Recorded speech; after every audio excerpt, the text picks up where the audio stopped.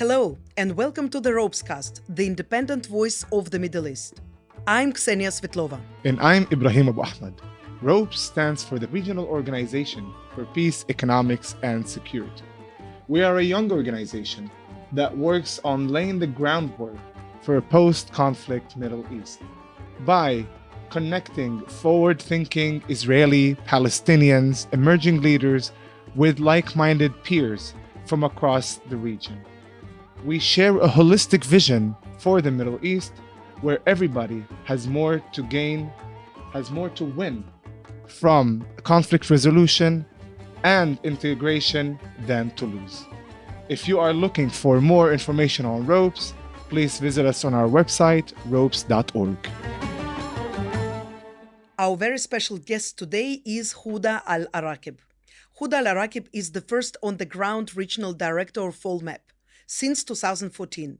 She has years of experience in conflict resolution, NGO leadership, and social change, education, and activism, as well as a lifelong commitment to building strong people-to-people Israeli-Palestinian relations. She is a well-known speaker on issues related to Middle East politics and Israeli-Palestinian conflict. Huda is a co-founder of the Center for Transformative Education and has taught and trained hundreds of students in Israel and the US. Previously, Huda worked as teacher, trainer, and a consultant for the Palestinian Ministry of Education. She is the oldest of 12 children, the daughter of respected Palestinian educators, and an aunt to 22 nieces and nephews. Born in Jerusalem, now residing in Hebron. So, Ksenia, before we have our guest today, we're going to be heavily discussing the Palestinian issue, with something that you, in your journalistic work, have focused a lot on. Where do you see us standing today with this two-state solution, the Palestinian question, the Palestinian people as a people? So it's funny because it feels like the glass is also half full and half empty at the same time. It's half empty because we are not going anywhere. The peace negotiations that I covered in the 2000s, and the last time it was in 2014, they ended in 2014, and since then we have a stalemate. I can see also how the young people, and this is something that I want to discuss with our guest today, are not even aware. I'm talking about Israelis, of course. They are not aware about the status of the Palestinians, that they are not citizens, that they do not have equal rights. They do not know where is, what is the green line, where does it pass, and what is the difference between Israeli cities and towns within Israel, 48, and those who are in the West Bank, the settlements. So this, for me, it makes the picture a little bit grim, because I feel that if you don't have any movement ahead, then you will be moving backwards, and this is not good. My glass is also half full, because I do see how, in the result of the protests that we experience now for over 30 weeks, there is an amazing turn. Then suddenly, I think more and more people started to understand that there is something wrong with settlement violence, for example. The very word occupation, suddenly we hear it times and again. This is exciting because this word was a kind of a taboo for many, many years. Exactly, so except for Shalom Achshav, Peace Now, People, B'Tselem, and some Meretz members of Knesset, it was not mentioned at all. Suddenly, you have it all over Twitter, and you have many people joining the anti-occupation bloc in the demonstrations. How about you, Ibrahim? How do you feel about it? Just on that point, I feel that the protests are bringing something new, because we are discussing what's the future of Israel in terms of democracy.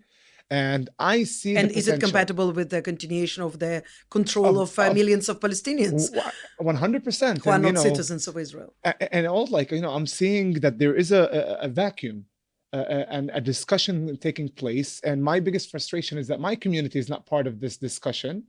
And I think that there is a connection to the Palestinian issue. If we, as an Arab community in Israel, connect with the protests to improve what is democracy in Israel, that will also have a ripple effect on how we deal with the Palestinian issue. So I'm definitely want to ask our guest about how does that influence the situation, and how can the protests actually improve the situation of the status quo that we have? Because frankly, I don't know about you, but I'm sick of the status quo. We're tired of There it. is no status quo, I think, because it's like a river. You can never enter the same water. It's always moving. So the same is with the status quo. There is actually no status quo. Either you move forward or you're going backwards. I've never thought about it this way. I'm going to take this from you for the future. Yalla, let's bring our guest. And yeah, without further ado, our guest, Huda. Ahlan wa sahlan, Huda. It's a pleasure to welcome you at the ROPESCAST. Please tell us a little bit more about your organization, the ALLMEP. What does it stand for? As always, it's a pleasure to be with Robes, but with you, Ksenia, Ibrahim. Very nice meeting you again. ALLMEP is the Alliance for Middle East Peace. It's a network of 170 organizations that have different theories of change when it comes to disrupting the status quo here in Palestine and Israel. And I think it's important here to point out that since 2014, we grow from just the basic people-to-people conversation, dialogue between the mind-like people to including the unusual suspects into peace talks.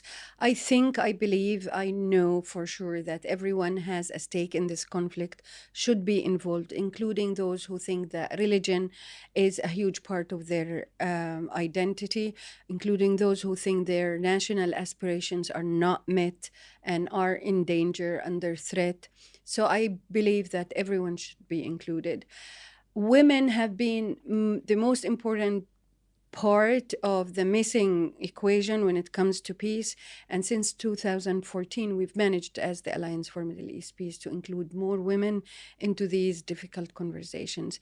And not being biased at all, but I see that women are always ready to roll their sleeves and get into the work, because there is so much on stake out there, and it is the lives of our children. I would even say that we've had men trying to work on this conflict for so long, and we haven't seen any improvements for the best. So maybe you guys failed miserably. I know. So maybe it is the place that women need to take charge, particularly when we look at the Palestinian side, and to see a different approach and a different vision for a future. Because I think women talk more about the future of the community rather than just, what is today. I agree with you, Ibrahim, but it's also, again, about being inclusive when we look at how we can change things. Women and men should be involved in that. And I do look at men in our society, especially in conflict zones, as victims of the systems that created them. We take the responsibility as women on how our men grow in our community. Or being raised by other women. Yeah, because we also had been conditioned to think that men should be a certain way. And we suppressed many of their emotions, their involvement. And I do believe if we want to get ourselves out of this mess, it should be a true inclusive partnership. Absolutely. Huda, I was reading your bio and I was thinking wow, you've been doing this for quite some time. You're engaged in peace activism and education. And today in 2023, we find ourselves actually going backwards away from achieving peace. It must be frustrating. How do you deal with this? What motivates you to continue?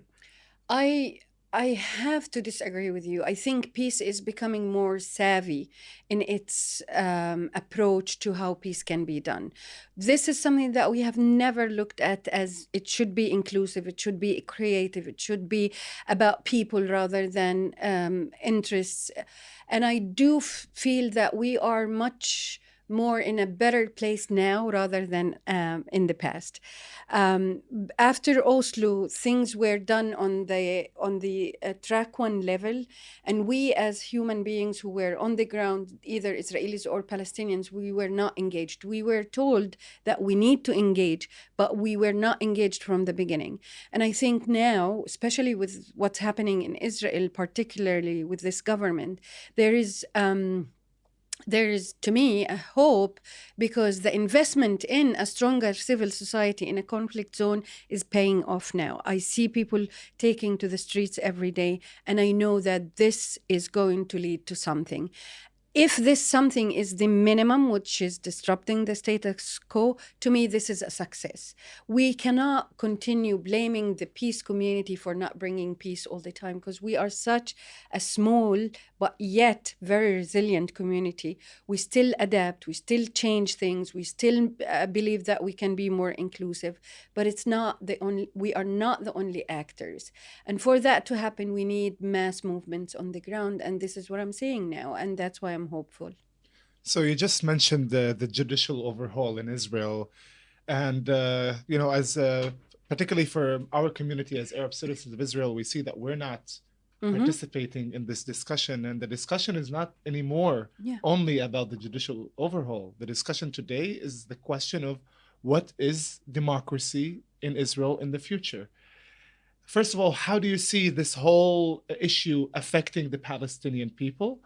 And where do you see our role as Arab citizens of Israel, Palestinian Israelis, in the protests, in influencing this and the effects on the Palestinians? Where do you see us, and how do you encourage us to be on the streets? Because I've been trying, haven't been working, succeeding that well. So what do you recommend? You guys need to lead. It's just that simple. One of the things that I took pride in is the story of the Palestinians who are citizens of Israel getting into the game, the democratic game, getting into the system, trying to change things from within, making it better for them as citizens, using the so-called democracy at that time in order to raise to power. And to us, this is the only success story that I see for Palestinians in the past few years, 20 years at least. I saw how the young Palestinian citizens of Israel engaged into the game and got some gains. I'm not saying that they've got everything sorted out, but the fact that they engaged got them to a place where their voices were heard. We look up to you guys in the West Bank and in Gaza, and I'm speaking about people who are like me. I'm not speaking about the entire Palestinian community.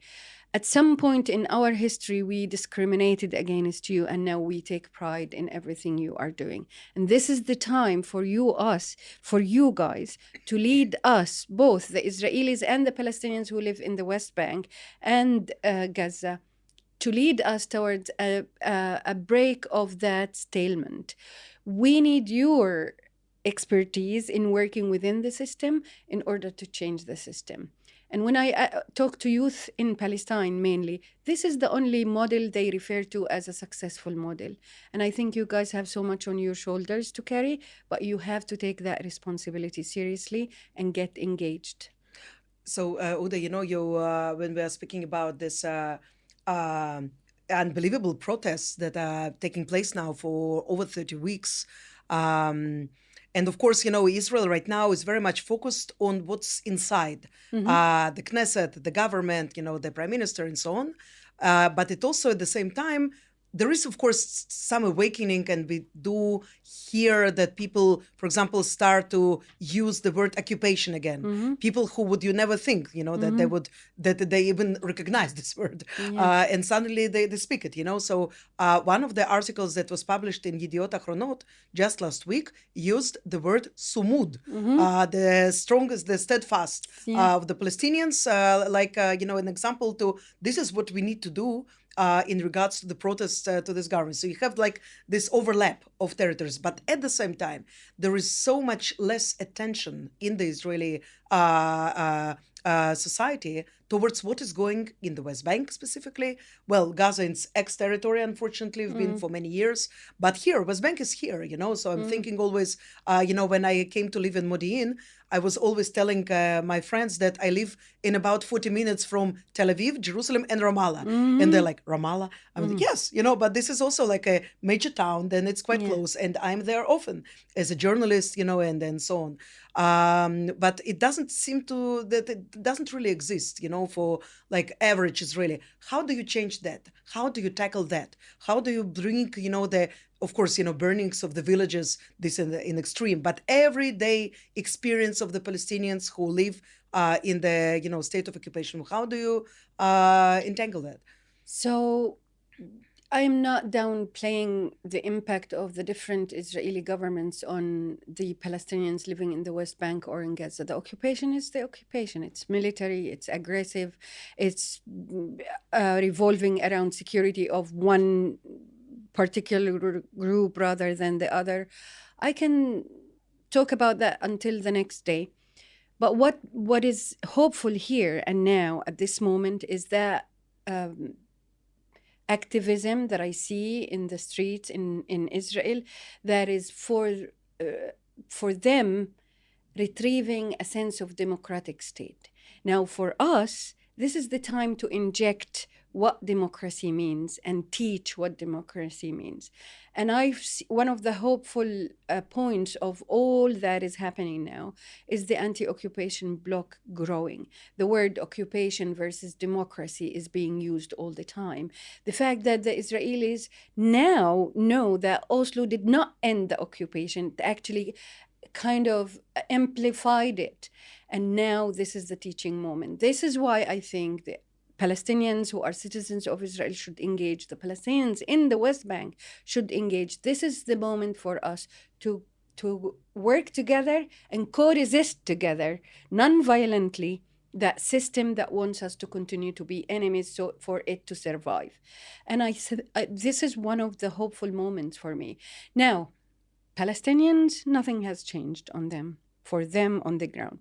But I wouldn't say that it's only because the occupation didn't end, because there were systems in Palestine also created in order to maintain the status quo. And for that, we need all together to work in order to disrupt that status quo. And, I do believe that it is our role as Palestinian Israelis that we're the only ones who are both. We're the only ones who are both Palestinians and Israelis. So we should be the ones to bridge this gap and connect Israelis and Palestinians. Because if we, heal this sort of wound that exists in the Israeli society between Arabs and Jews, if we find a partner, we can convey that to our brothers in the West Bank and Gaza, that there's a partner. Not only that, you guys survived the system and changed the system. And this is so much to learn from you. And we want to bring hope to the Palestinian youth. And on that, I would like to ask you, so what are the challenges that the Palestinian youth face today? Yeah, this is a very good question. And you can look at different trends in Palestine now and see how the youth is being drifted toward extremism. But this is not only in Palestine, it's actually in Israel also. Youth are drifting towards extremism. I approach the Palestinian youth attitudes from a human needs theory rather than national theory or identity theory. If you are a young human being in the world, what are the most important needs to you? I look at these needs and then I understand the trends and attitudes of the Palestinian people. Nothing brought us change. Peace didn't work. It's actually becoming a very traumatic word for us. Peace means more loss rather than gains. There is no recognition of our plight. There is not so many people now learning or knowing what's happening on the ground. There is no access for us. As youth, and I'm sorry, I'm using the word us, but I'm not youthful anymore, but I do feel in our You're at the heart of your youth. At least we can pick on those weak links coming from youth voices. No access to the world, no voice given to them. The youngest in our leadership is 80 years old, and that's not even representative of the fact that the median age in the West Bank is 20 and in Gaza is 16. And look who is representing us, whether here or abroad. Same thing when it comes to also opportunities. Well, Israel is getting closer. Yeah, that's in the age. We're on the way. Yeah. Yes. You look at the world also, and you see this is one of the biggest problems that are even in Europe. Unfortunately, it's youthful movement that is getting to the right wing rather than the other way around. But we shouldn't shift. We should speak to youth needs at the moment and try and speak to them and make them fulfilled. So for the youth to feel engaged. One of the issues in Palestine now is this sense of overwhelming apathy. And it's okay. When you are under a lot of pressure, you need to protect your own. So you don't care about what's happening in the neighborhood. You just want to take care of your own people. And many of the young Palestinians that I talk to them, the minute they have a baby, everything changes to them. And that's very human. And I think this is where we can change the dynamics. If we can protect our children, give a safe space for our young Palestinians to know that they have a potential to grow, and this is not only on the occupation, it's also on the Palestinian leadership, end this occupation that is telling us that we have no partner on daily basis. Literally, when you drive on Road 60 in the West Bank, you know that you don't have a partner. You only see that side of the Jewish life and Israel that wants you out. And for that, we need security. We just are as equal and eligible for security just like any other person in the world. So speaking on that, since the beginning of the year, we saw a lot of dramatic and painful events in Jenin and Gaza. There is also increase, in militant activity, terrorism, and blood is, spilling, unfortunately. We also, during the last delegation of emerging Arab leaders from across the Middle East, we brought them to Bethlehem and also to Hebron, which is the city that you live in. And it was an eye-opening experience because people do not know enough. Can you fill us in quickly, about what is going on the ground, specifically in Hebron, in regards to, you mentioned security, places like refugee camp of Jenin, which were in the head titles of across the world. How is life going on there? How do people live there? Life there is almost difficult to comprehend when it comes to the fact that the Palestinians have no way to live, literally. Like your water is being stolen, your land is being stolen, your access to the world is being taken away. Can you explain, please, for the sake of people who are not so much, do not know the reality, what does it mean stolen? When you know that a Palestinian is entitled for 1 cube of water versus a settler living in Hebron 5, you know that it's stolen. It's the water that the Palestinians have the right to because it's in the West Bank, and this is how they do agriculture. We are originally an agricultural community. Last week, my families from my mom's side, Dudin family, the army came and shut down all the water supplies that is giving water to their land in Hebron, in a sea area.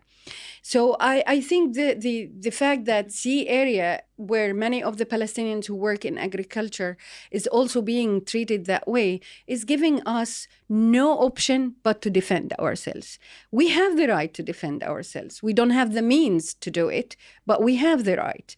So this is one way of how just this explaining shortly for the sake of our listeners who are not do not know the terminology. The sea territory, it was designed during the Oslo Accords, of course, as a temporary mean. A, B, and C. It was the division between the various spheres of responsibility, and the Israeli government and the Israeli army has full responsibility in sea territory, isn't it so? Not and the it's PA. one of the reasons why many Palestinians don't believe in peace anymore, because that was a peace agreement, that led to more loss on the Palestinian side.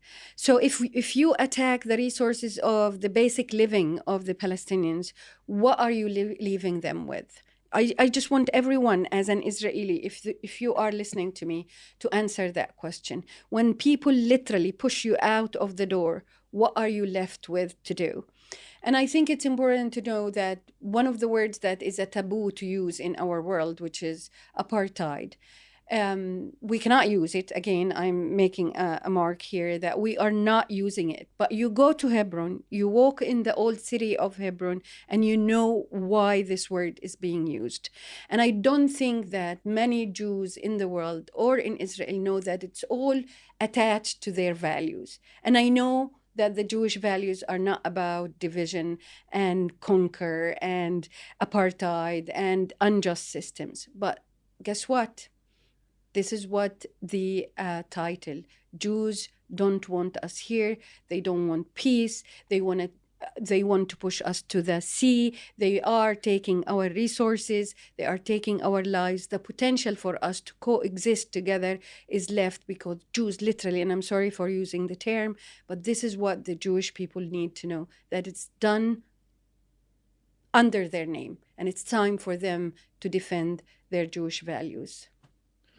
And, looking at what's happening in the past few years, we've seen a change in the political sphere, particularly in the region. And if we look at the Abraham Accords in specific, first of all, there has been a backlash among Palestinians about the Abraham Accords.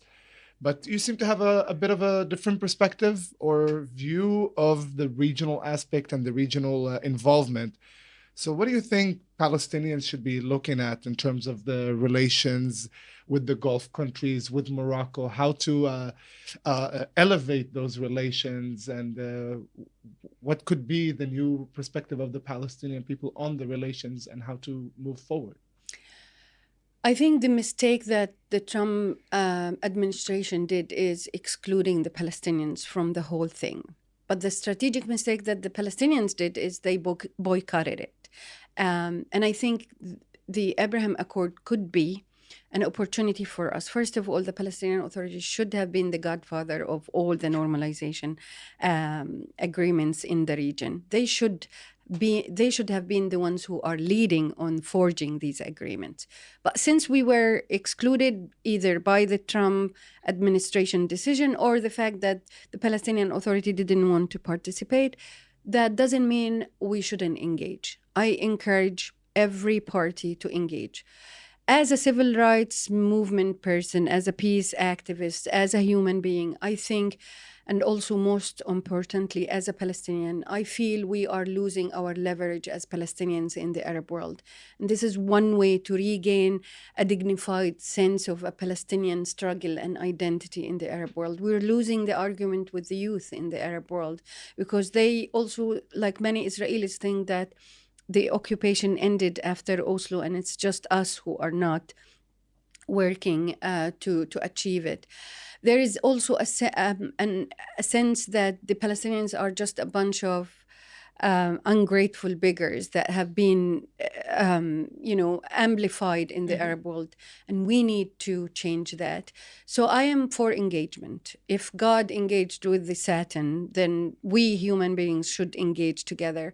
And I do believe that there is an opportunity now, especially with Morocco, to turn Abraham Accords towards more gains for Palestinians rather than losses. And I think it's important for us, politically speaking, economically speaking, socially speaking, to engage with Abraham Accords countries in order to leverage the power they have over Israel now in order to secure more gains for the Palestinians. Huda, we absolutely support your approach because in ROPES we believe that the Middle East is a place with its unique identity, and everybody can fit in with this identity. Absolutely. And only if everybody wins, essentially, there will be stability and peace for everyone. Yeah. And if you leave out somebody, is it a Palestinian or Israel or somebody else, eventually you will get a backlash because this is the nature of the world. The politics of exclusion didn't work, will never work. It's about time for more of inclusive politics here in the region. And Israel should, at some point, feel that they can belong to a larger, progressive, prosperous Middle East. Also, Israelis have to think of a way in order to make their identity connected more to the Middle East rather than the opposite. Well, it's a funny story about my own family. Before coming to Israel, which was more than 32 years ago, I remember my mom and some friends discussing what Israel is like. And some were saying that it's more like Europe, and others were saying that it's more like the US. And like, boom, surprise, it's more like the Middle East. Yes. If you want to live in denial, fine. But shocking. Yes. There are different, of course, identities and different countries here in the region. And of course, they also all of the Arab countries differ from each other. But yes, we are definitely part of the region. So therefore, every delegation and every meeting and every activity that we in ROPES do. We always include Israelis, Palestinians, and the wider Middle East with a variety of identities that exist there, whether it's Kurds or Amazigh, not only Arab, because I think that we should open the door to everyone, and everybody should open the door for us in this regard. I couldn't agree more. I wanted to ask you about, specific, perhaps, specific help that we can expect from Arab countries in order to help both sides. Because I think that these countries, basically, they understand much better their problematics, their mentality, what to do, what not to do. I know that, for example, during the second Camp David agreement that didn't, of course, happen, the talks in the Camp David between Arafat and Barak, the Saudis were involved at some point because there were some cultural misunderstandings. People just didn't know, the Americans didn't know how to go further. So we saw Morocco engaging last year in the Allenby Bridge crossing. Yes. And we see how Qatar is involved in Gaza. Definitely Egypt plays a major role in calming the situation there. Do you see more appetite in the Arab countries to be more involved, or are they more focused on their own domestic issues today? They are, but that doesn't mean that Israel and Palestine is not still a priority. And the last summit, the last Arab summit, kind of concluded that the first priority item on the agenda was Israel and Palestine. And I think there is an appetite because everyone is going after a win. And Israel and Palestine still internationally and regionally could be a place where people can really win or really miserably fail. And I feel that there is an appetite in the Arab world, at least when it comes to calming their situation, because there are things boiling in the Arab world around issues that has to do with equality, gender, youth, etc. And for them to pay more attention to their own backyard, they need to leverage more their work towards Israel and Palestine. I do still believe that if Palestine and Israel is resolved, the entire region is going to be stable, but also the entire world would have other issues in order to go to. And guess what? The vision is that the Palestinians and the Israelis will be leading on transforming other conflicts in the world. And it would not happen without a regional concept for that. And my question, I guess, to you on that regard is, it's something that I also think about, consider myself in my own work in trying to, work on this peace building initiatives is the backlash. Yeah. Do you receive backlash? How do you receive it? How do you respond to it? And how do you cope with it?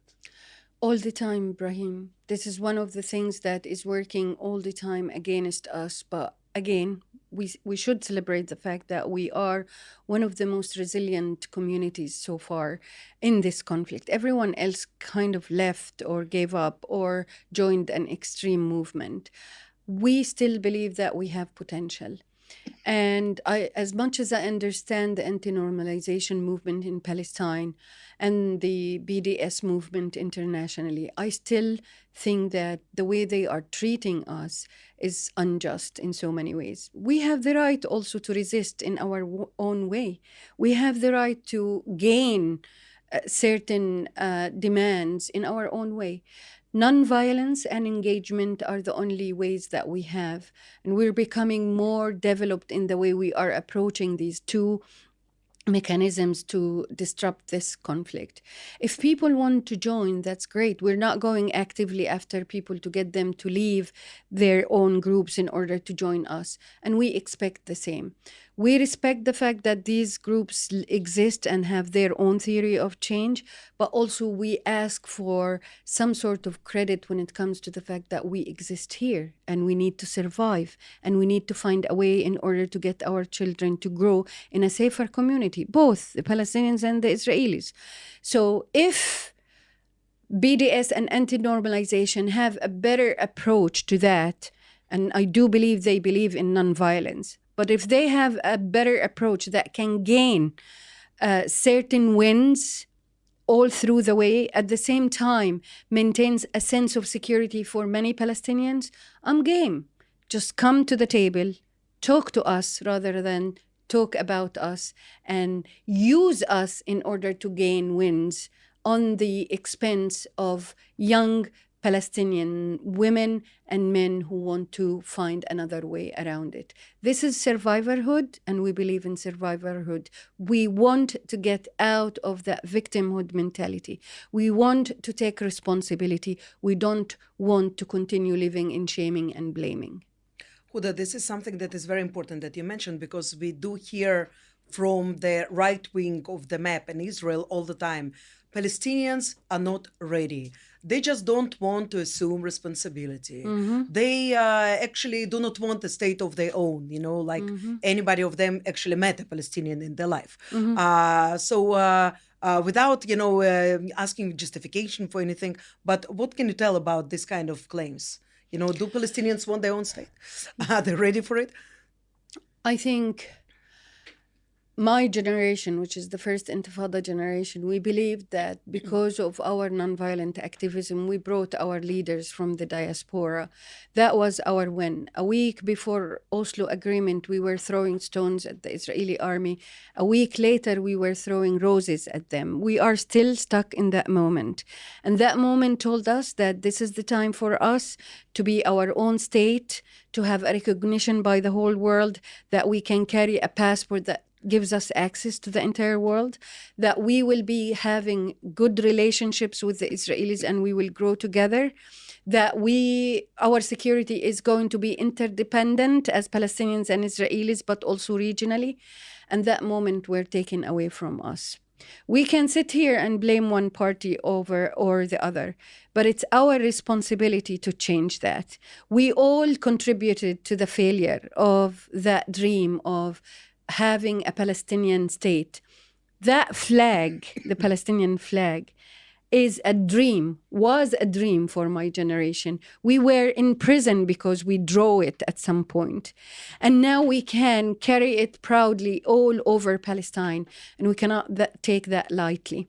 When you have your country name recognized by many countries at the UN, then we got somewhere. Let's not ruin it. To my Israeli friends all over Israel and in the world, to have a state is just the same dream as your dream. You needed a state. We needed a state. You needed a safe haven. We need a safe haven. You need equal rights. We need equal rights. And we only can achieve that if we work together. Wow. אתה רוצה שאני אשאל? על peace process? When we discuss the future which is basically today, it's the today ends, and here you have, here's your future, and how can we galvanize the peace process? Because it seems that, and I saw the recent polls of the Palestinians by Dr. Khalil Shkaki, who will also, a spoiler, will be soon a guest at the ROPESCAST. This is it's not encouraging, because you see that a lot of people, especially young people, they support the activity of the armed groups, for example, the Lion Den and so on. When you're looking at the Israeli side of the map, you are not encouraged as well, because you see specifically the youth supporting the more right-wingish organizations and ideology, and they don't know anymore what is the green line, what is happening beyond the green line. They think that, they only recognize the, Jewish existence there and so on. So what needs to happen to bring us back to the, this track of negotiations, even if they will be hard, but at least you have something, you have some movement. Also, in regards to that, some people, also in Palestine, but also in Israel, tell me, listen, it's over. There is no two-state solution. We cannot separate. We have to think about confederation, like one motherland or whatever. There are different movements, but your dream of the, the Oslo in the last 30 years, this is gone. What do you think about it? I think there is potential for the two-state solution to continue to be the solution. There is a decline in the appetite for it. But again, we are human beings. The minute we feel that there are certain peace indicators that are showing themselves on the ground, we will go back to a place where we believe there is a potential for two-state solution. I think the danger, though, is not to do anything about it now, because then we will literally move towards a one-state solution where the Palestinians would choose civil rights movement as a way to claim more wins. And here we are looking at the model of the Palestinians who live inside Israel, but also in other places in the world. In the bottom of all of that is the question of security. If we believe that we For have both sides. if we believe that we have equal rights when it comes to security, we will not carry a gun, we will not stab, we will not throw stones, because at the end of the day, what's on the stake is our lives. One party is not accepting the other party. And if you talk to youth about security and redefining security so as for it not to be a manipulation tool to ignite more violence on the ground, then we will be on the safe side. What does security mean for Palestinians and Israelis? This is the question that we need to answer as two groups of people who are seeking the same goal. And from there, the peace and the prospect of having a two-state solution is going to gain more power. The opportunities now is this government is an opportunity, actually, because it's pushing the Israelis towards the wall. And it's time for the Israelis to feel that there is something wrong here. It's pathetic, but they need to know that there is something wrong here. And it has to do with their identity and their existence in the region. And for the Palestinians to cooperate, build more strategic partnerships in the world, but also within the Arab world, including the Abraham Accord countries, to leverage the Palestinian claim towards a state. These are the opportunities that I believe are here. There is no opportunity with Europe or the United States. I don't think these two entities are willing or care enough in order to end the conflict. It's only us, the Israelis and Palestinians, and it's the region. Well, Ksenia, you asked about galvanizing the peace process. I think the words and the actions of someone like Huda are the ones that galvanize the peace process. And, we need your voice to be heard as much as possible, really, because you're giving me personally hope. And, To all of us. yeah, we're always, challenging ourselves with the challenges all the time and things that are putting us down. And really, your voice is a beacon of hope. And I admire everything you're doing. And truly, thank you so much for being with us, sharing these thoughts, spreading them to everybody who's listening to our ROPESCAST. And it's been truly an honor and a privilege. Same for me. ALLMEP is here for our members. ROPES is one of our upcoming and very active member, and we're here for you guys. You give us a lot of hope because of the creativity you bring to the table and the fact that you are not giving up. That's amazing. No pasaran. We will not give up. Thank you so much, Huda. Thank you so much for your time. Thank you. You've been listening to the ROPESCAST, the independent voice of the Middle East. Our guest today was Huda Abu-Arquob, is the first on-the-ground regional director of ALLMEP, a peace activist and an educator. We hope you enjoyed this episode of Broadcast. Our podcast is available on Apple Podcasts, Spotify, SoundCloud, and all quality platforms. We're very grateful to our listeners from across the Middle East, Europe, the United States, and other parts of the world. You can support our work by a small donation. More details on our website, ropes.org. And we also invite you to follow us at ropes.org, also on Twitter, Facebook, Instagram, LinkedIn, and Threads to find out more about our work with the emerging leaders of the Middle East. I'm Ibrahim Abu-Ahmad.